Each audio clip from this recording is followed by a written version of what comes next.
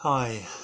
Yeah, I just want to share something that I think is really important. There are several dilemmas in the current Christian understanding which would really stop a lot of thinking people from becoming Christians or even staying Christians, and these really need to be addressed. First is that God is all powerful and all knowing. So, precisely and logically, why didn't God stop the fall of man? This should be a very simple question to answer, right? And also, by the same token, if God is all powerful, why hasn't God brought about the kingdom of heaven already? Why is this world dysfunctional? Why is this world a world of suffering?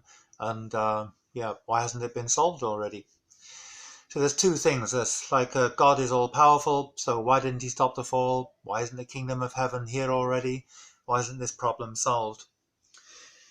Another one is that God seems to be a psychopath, according to the current Christian way of thinking. If God makes a test, that if this test is failed, it results in the death of those who fail the test, which in this case was the first human ancestors, but not only that, it affects the entire of mankind. If you as a parent, or even if you as a pet owner, you make some test for your animal and your animal is, suffers some harm because it fails a test, a lot of people are going to look down upon you and give you a really hard time until you explain, why you did what you did. And it's even worse if you cause harm to your children by giving them a test, that if they fail this test, they're going to come to some harm, let alone die, and let alone their offspring also suffer some affliction. So the God that the Christians believe in seems to be a psychopath. So, yeah, if you make a test that results in harm to those that you're testing, this is definitely a psychopathic tendency.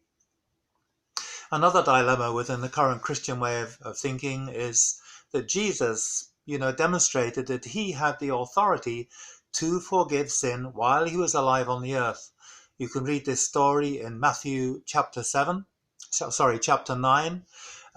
There's a paralytic person, and then the people who were with him made a lot of effort, and Jesus said something like, "Be of good cheer, your sins are forgiven." And then the religious leaders basically heard Jesus saying this, and they said, "This is a Sabbath, you can't say this kind of stuff. And also, how can you say that?"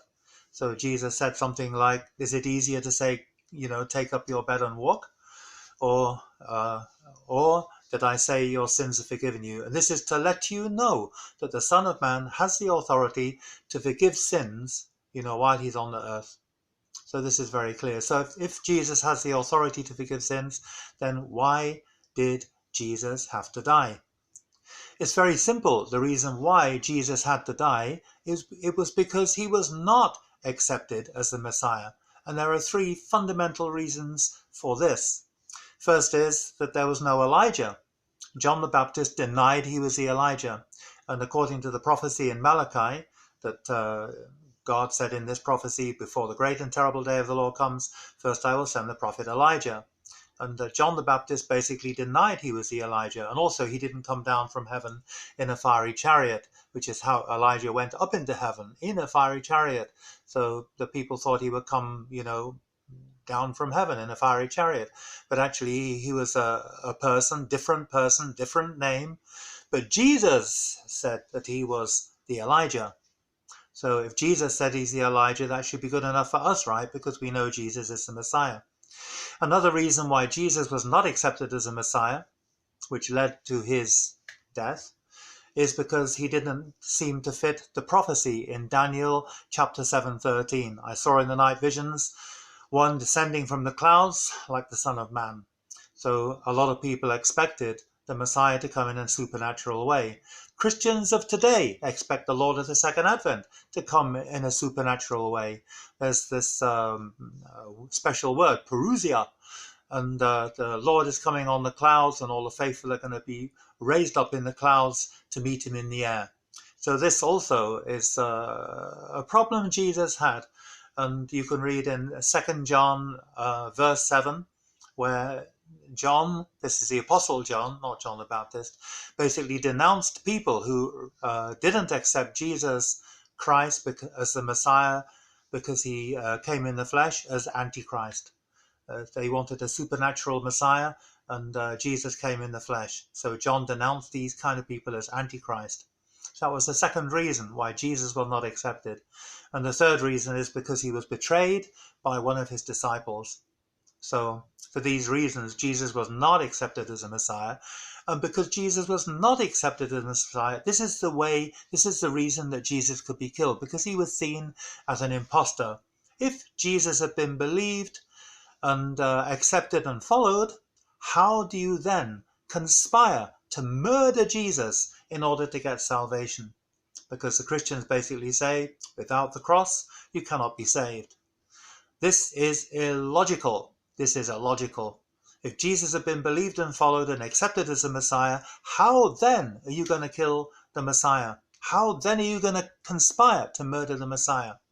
If we asked you, Christians, are you going to believe the Lord of the Second Advent when he comes? You're going to surely say, yes, of course I'm going to believe the Lord of the Second Advent. Well, okay then, how are you going to kill the Messiah? Then if that's the only way you can get salvation, through the death of the Messiah. So anyway, these dilemmas within Christian thinking need to be solved. You guys really need the Lord of the Second Advent, and ask the Lord of the Second Advent these questions and see what kind of logical answers you get to these questions. As I said in my previous things, I recommend that you read the Exposition of the Divine Principle by Sun Myung Moon. There is also very, very clearly about the mission of the Messiah written in this. This is written in chapter 3, Mission of the Messiah. Also very clearly is explained why God could not prevent the fall of man. So yeah, I would urge you to read this, check this out, and also, think about these things. With these dilemmas within the current Christian way of thinking, it's very, very difficult to logically explain, why you should believe in God, especially if God appears to be a psychopath. Okay, I'll look forward to hearing your response to this one. Okay, thank you very much for listening, and have a great day. Okay, bye.